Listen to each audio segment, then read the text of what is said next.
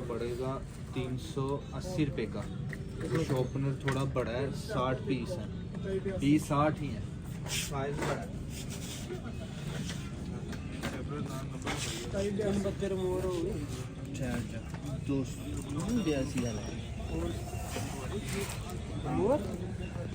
यही 220 का ला देना। हाँ 660 तीन रिमूवर 1000 सिल्वर 55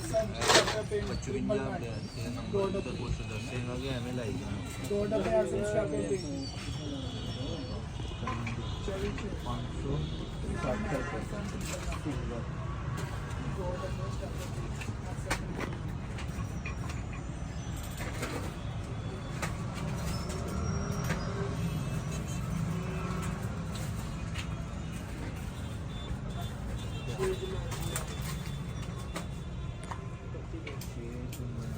580 पिन मॉडल 1480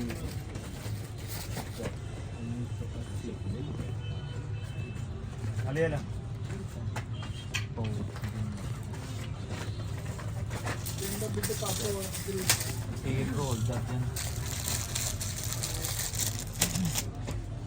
एक रोल 960 चल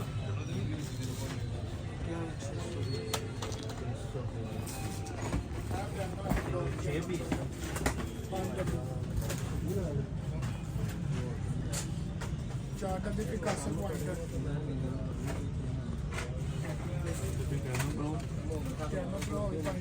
चार डब्बे पिकासो पॉइंटर 4 डब्बे